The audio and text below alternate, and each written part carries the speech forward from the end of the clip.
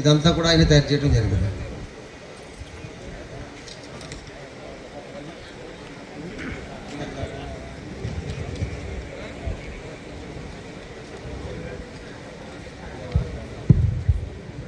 రాజోల్ నియోజకవర్గంలో ఉన్న ప్రతి గ్రామం నుంచి వచ్చిన ఎస్సీ సోదరులందరికీ కూడా నా నమస్కారం. చాలా సంతోషం ఉంది అందరినీ ఒక చోట సాధారణంగా వీలు కాదు, అది అంత గొప్ప సమావేశం ఇది. ఈ సమావేశాన్ని ముఖ్యంగా ఆర్గనైజ్ చేసిన ఆర్గనైజర్స్ మన రాజ్బాబు, మిగిలిన నాయకులందరికీ కూడా నా విజయప్రసాద్, తర్వాత మన మహేష్ సింహ, వీరందరికీ కూడా నా అభినందన తెలియజేస్తూ ఉన్నాను. మీ అందరితో మాట్లాడటానికి నాకు ఈ అవకాశంగా నేను ఫీల్ అవుతా ఉన్నాను. చాలా సంతోషం. చాలా చోట్ల ఆర్గనైజ్ చేయడమే చాలా కష్టం. ఎస్సీలందరినీ ఒక చోటకి ఆర్గనైజ్ చేయడం చాలా కష్టమైన విషయం. అలాంటిది లేదు మన దగ్గర. చాలా యాక్టివ్గా ఉంటారు ఇక్కడ మన దగ్గర. ఎస్సీలందరూ కూడా ఎంత యాక్టివ్గా ఉంటారంటే ఏదైనా ఇష్యూ వచ్చినట్టయితే వెంటనే రెస్పాండ్ అయ్యి అక్కడ గ్యాదర్ అయ్యే పరిస్థితి నేను గమనిస్తూ ఉన్నాను. అలాంటి యాక్టివ్గా ఉండే నియోజకవర్గంలో సుమారుగా 1/3 పాపులేషన్ ఎస్సీలు ఉన్న నియోజకవర్గంలో, రిజర్వ్డ్ నియోజకవర్గంలో ఎమ్మెల్యేగా నేను పనిచేయటం నాకు నిజంగా గొప్పగా నేను ఫీల్ అవుతాను. ఇది ఆధిక్యతే.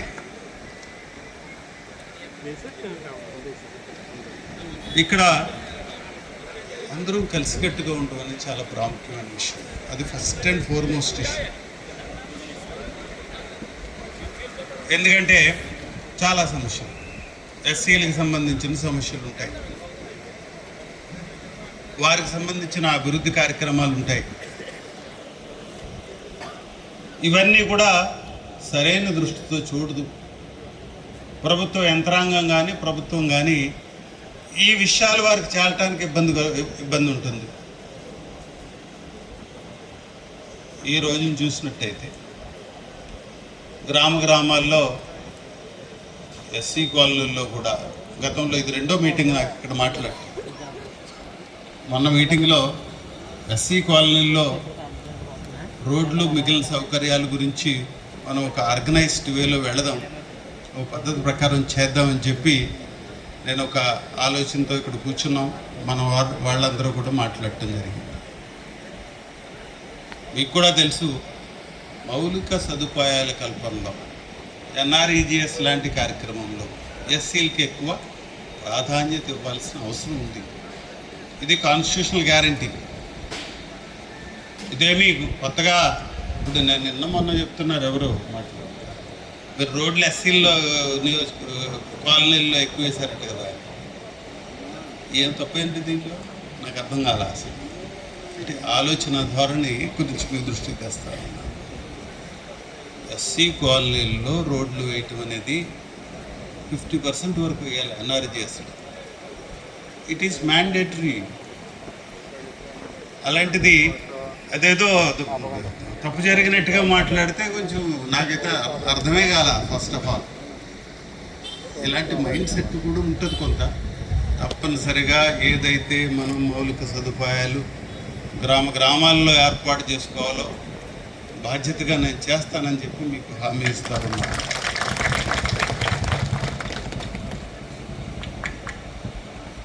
నేను నియోజకవర్గానికి వచ్చే పరిస్థితిలో చూసిన తర్వాత మీకు అందరికీ తెలుసు, నేను ఐఏఎస్ నుంచి రిటైర్ అయిన తర్వాత గత 2008 నుంచి కూడా రీఆర్గనైజేషన్ తర్వాత, డీలిమిటేషన్ తర్వాత ఎమ్మెల్యేలుగా మన ఎస్సీ సోదరులు వస్తూ ఉన్నారు. అయితే సమస్యల భారం పెరిగిపోతూ ఉంది ఇక్కడ. ఇది కేవలం ఎస్సీ సెగ్మెంట్కి సంబంధించిన విషయం కాదు. ఇక్కడ ఈ ముంపు అనేది ఈ శంకరగుప్తం మిగిలిన ఈ తీర ప్రాంత గ్రామాలన్నీ కూడా ముంపు గురవుతూ ఉన్నాయి. భూగర్భ జలాలు పాడైపోయాయి. ఒకప్పుడు మంచినీళ్ళు మనం అదేది మన నూతుల్లోంచి తోడుకి తాగే పరిస్థితి నుంచి అసలు ముట్టుకునే పరిస్థితి కూడా లేదు, ఒంటి మీద వేసుకోవటానికి కూడా వీలు కాని పరిస్థితి ఏర్పడింది. అలా మంచినీటికి పూర్తిగా ఎద్దడి ఏర్పడింది మన నియోజకవర్గం. రోడ్ల పరిస్థితి చిన్నాభిన్నంగా ఉంది, రాళ్లు తేలిపోయిన పరిస్థితి ఉంది, ఎక్కడ కూడా సరైన మెయింటెనెన్స్ లేదు. Canals, drains, electricity. మీకు ఎలక్ట్రిసిటీ గురించి ఒక మాట చెప్తే కొంచెం ఇబ్బంది అనిపిస్తుంది. ఇక్కడ ఈ సబ్స్టేషన్స్ అసలు లేవు, గత 5 సంవత్సరాలు ఎక్కడ పెట్టలేదు. కానీ మిగిలిన నియోజకవర్గంలో పెట్టారు. మీకు for your information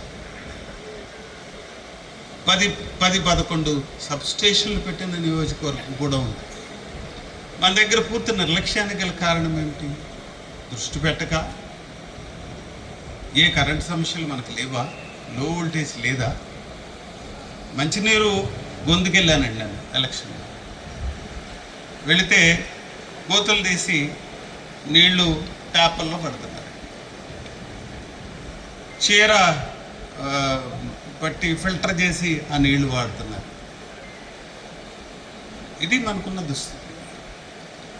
basic issues ఏదైతే ఉన్నాయో అది బేసిక్గా మనం సఫర్ అవుతున్నాం. ఇది ఎక్కువగా సఫర్ అయ్యేది ఎస్సీ. మంచినీరు లేక సఫర్ అయ్యేది ఎక్కువ భాగం ఎవరయ్యా అంటే ఎస్సీ సామాజిక.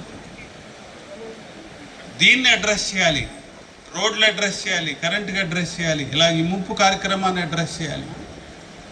ఉండే కొలది ఎడ్యుకేషనల్ స్టాండర్డ్స్ పడిపోతూ ఉన్నాయి. ఇక్కడ సరైన వైద్య సదుపాయాలు లేవు. ఇట్లాగా ఎంప్లాయ్మెంట్ జనరేషన్ అసలే లేదు. ఇక్కడ పిల్లలు ఎవరైనా ఉద్యోగాల కోసం ఎక్కడికో దూర ప్రాంతాలు పోవాలి. ఉన్నది ఒక్కటే, గల్ఫ్కి వెళ్తారు, సంపాదించుకుంటున్నారు, ఇళ్ళని కడుతున్నారు. వారి పిల్లలు కూడా ఇక్కడ చదువురు, బయట చదివించుకోవటం, బయట ఉద్యోగాలకు వెళ్ళిపోవటం. కారణం ఏంటంటే ఇక్కడ ఎలాంటి ఇండస్ట్రీ లేదు, సర్వీస్ సెక్టర్ లేదు, ఎలాంటి ఆపర్చునిటీస్ లేవు. దీనివల్ల బయటికి మైగ్రేషన్కి వెళ్ళిపోవటం తప్ప ఇంకో మార్గం లేదు. నేను కూడా సూటుగానే కూడా ఒకే విషయం కూడా నేను ప్రస్తావించాను. ఇక్కడ ఈ ముంపులో వచ్చిన నష్టం గత 10-15 సంవత్సరాల నుంచి స్లోగా పాయిజన్ లాగా డిటరేట్ అయిపోతుంది. దానివల్ల నష్టాలు పెరిగిపోతూ ఉన్నాయి ఒకటిగా ఒకటి. హెల్త్ సెక్టర్లో డయాలసిస్ పేషెంట్స్ ఈరోజు 100 మంది ఉన్నారు అక్కడ రిజిస్టర్ అయ్యి రాజోల్లో. బయటికి వెళ్ళే వాళ్ళు ఇంకా ఎక్కువ మంది ఉన్నారు. అంటే ఎక్స్ట్రీమ్ పాయింట్కి వెళ్ళిపోతూ ఉంది ఇక్కడ. మంచినీళ్ళు లేక, లేకపోతే ఉన్న మంచినీళ్ళు వాడటం వల్ల వచ్చిన నష్టాలు ఏమిటంటే డయాలసిస్ పేషెంట్స్ కిడ్నీ ప్రాబ్లమ్స్ రావటం కూడా మొదలయ్యాయి. ఈ విషయాన్ని పరిపూర్తిగా మనం ఇక్కడ అడ్రస్ చేయడానికి ప్రయత్నం చేస్తున్నాం. ఇక్కడంతా కూడా సర్వే చేయిస్తున్నాం. లైడార్ సర్వే అని చెప్పి ఇప్పుడు ఈ మధ్యలో 13 కోట్ల రూపాయలతో మనం ఒక సర్వే చేయిస్తున్నాం. ఇంకా జరుగుతూ ఉంది. మన దగ్గర ఇంకా ఎయిర్ క్రాఫ్ట్ మీద దీన్ని పెట్టి దీన్ని లెవెల్స్ తీస్తూ ఉన్నారు. ఎంత ఘోరమైన పరిస్థితి ఉందంటే మన దగ్గర డ్రైన్స్ బయటకు కోట్ల కోట్ వచ్చినప్పుడు లోపలికి రావటమే తప్ప బయటకు పోని పరిస్థితి. 3 విషయాలు మొన్న నేను ఈ నెలలో 28వ తారీఖు, ఇదే నెల ఫిబ్రవరి నెల 3వ తారీఖున టెక్నికల్ మీటింగ్ జరిగింది. నేను సభలో కూడా చెప్పాను. 3 పారామీటర్స్. ఒకటి, భూమి కొంత కుంగింది ఇక్కడ ఈ ఏరియాలో అనేది ఒకటి క్వశ్చన్. రెండవది, ఈ సముద్ర మట్టం పెరిగింది కొంత, రెండవ విషయం. మూడోది, కేవలం మన ఏరియాలో సెలనిటీ అంటే ఉప్పు శాతం పర్సంటేజ్ పెరిగింది. మిగిలిన వాటితో కంపేర్ చేస్తే పర్సంటేజ్ ఇక్కడ ఉప్పు శాతం ఎక్కువ ఉంది. ఏది మన శంకరగుప్తం డ్రైను అవన్నీ. దీన్ని పూర్తి స్థాయిలో మనం అభివృద్ధి చేసుకుంటే తప్ప మనం ఇక్కడ మనుగడ కష్టం, ప్రజా జీవనం చాలా కష్టమైన పరిస్థితి అనే విషయాన్ని నేను గవర్నమెంట్ దృష్టికి కూడా తీసుకెళ్ళాలి. దీని మీద పూర్తి స్థాయిలో గవర్నమెంట్ ఆఫ్ ఇండియా కేంద్ర ప్రభుత్వం నుంచి కూడా ఇంటర్వెన్షన్ కావాలని చెప్పి అడుగుతున్నాను నేను. నేషనల్ డిజాస్టర్ అథారిటీ కూడా వాళ్ళు ఆధ్వర్యంలో కూడా దీన్ని హ్యాండిల్ చేయాలని చెప్తా ఉన్నాను. ఇలా బ్రాడర్గా ఉండే సమస్యలు మనకు ఉన్నాయి. మరి ముఖ్యంగా ఎస్సీ కమ్యూనిటీ, ఎస్సీ కాలనీల్లో నేను ఏదైతే మౌలిక వసతుల గురించి మాట్లాడుతున్నాను అవి చాలా తక్కువగా కనిపిస్తూ ఉన్నాయి. రోడ్లు ఇంకా చాలా వేయాల్సింది. నేను అందుకే గుర్తించండి, తప్పనిసరిగా ఒక ప్రయారిటీ ప్రకారం చేద్దాం అని చెప్పి నేను గత మీటింగ్లో చెప్పడం జరిగింది. అలాగే ఈ కరెంటు సమస్యలు కానీ, మంచినీటి సమస్య అయితే పూర్తిగా మేము పరిష్కరించడానికి ప్లాన్ చేసుకున్నాము. గోదావరి గ్రిడ్ పథకం వచ్చింది మనకి ఈరోజు 1650 కోట్లు. దాంట్లో సుమారుగా 250 కోట్ల రూపాయలు మనకి మన నియోజకవర్గం రాబోతూ ఉంది. వచ్చే మార్చి నెలలో పూర్తిగా ప్రతి ఇంటికి ప్రతి రోజు మంచినీళ్ళు ఇవ్వడానికి నేను ప్లాన్ చేసుకున్నాను.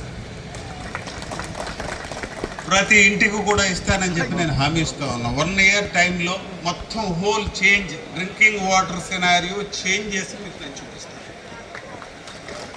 ఎందుకంటే దీనివల్ల బెనిఫిట్ పొందే వాళ్ళు ముఖ్యంగా ఎస్సీ సోదరులే. ఎస్సీ ఇళ్ళకే ఎక్కువ కష్టం ఉంది ఈరోజు. 50% ఇంకా కాలేదండి.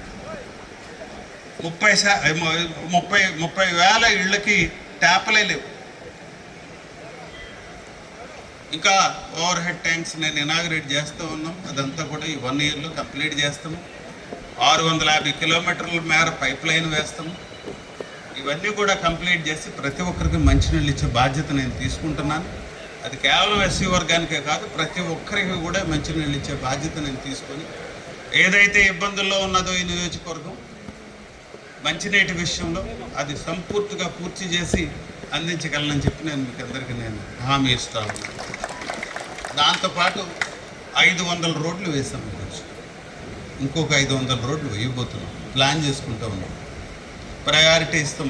ఎస్సీ కాలనీస్లో ఇంతవరకు కూడా ఎక్కువ భాగం వేశానని నేను అనుకోవట్లా. ప్రయారిటీ తక్కువగా ఉందనేదే నా వాదన. వాస్తవాన్ని నేను అంగీకరిస్తా ఉన్నాను.